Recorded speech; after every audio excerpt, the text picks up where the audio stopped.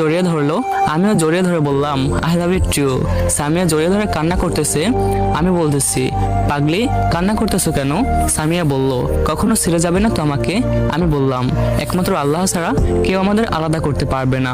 দুজনে জড়িয়ে ধরে কথা বলতেছি, হঠাৎ করে শুনলাম পিছন থেকে কে যেন গলা ঝাড়া দিল। পিছনে ফিরে দেখি রাফি আর শিফাত দাঁড়িয়ে দাঁড়িয়ে মিটিমিটি হাসতেছে। আমি আর সামিয়া ওদের দেখে সাথে সাথে দুজন দুজনকে ছেড়ে দিয়ে মাথা নিচে করে আছি। তারপর রাফি বলতেছিল হয়েছে থাক, আর লজ্জা পেতে হবে না স্যার। শিফাত বলল আমরা তোর জন্য কত চিন্তা করছিলাম, আর তুই এখানে কর মামা কর, সমস্যা নাই। ভাবি আমাদের বন্ধুকে একটু দেখে রাখেন। তখন সামিয়া লজ্জা মাখা মুখ নিয়ে বলতেছিল সেটা আর তোমাদের বলতে হবে না। শিফাত বলল আচ্ছা দোস্ত তুই কি আজকে ক্লাস করবি? আমি বললাম না আজকে আর ক্লাস করব না, আমার কলেজটাকে নিয়ে ঘুরতে যাব। তখন রাফি আর শিফাত বলল আচ্ছা ঠিক আছে যা। ওরা চলে গেল আর আমি সামিয়াকে বললাম চলেন পার্কে যাই। সামিয়া বলল এখনো কি আপনি করেই বলবে, তুমি করে বলবা না? আমি বললাম ঠিক আছে চলো। সামিয়াকে নিয়ে একটা পার্কে আসলাম। কোনোদিন কোনো মেয়ের সাথে আসিনি, নিজের মধ্যে কেমন যেন একটা মনে হচ্ছিল। যাই হোক সামিয়াকে নিয়ে অনেক ঘুরলাম, তারপর ওকে ওর বাসায় রেখে আমিও বাসায় আসলাম।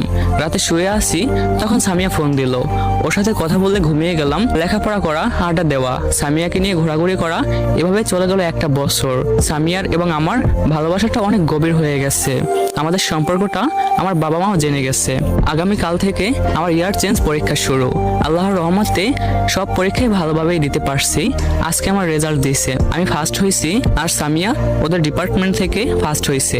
এজন্য আমাদের বাসায় সকলেই খুশি আর ওদের বাসায় সবাই খুশি। তারা বলতেছিল যাই করুক না কেন লেখাপড়া তো ঠিক আছে, এটা ঠিক থাকলেই হবে।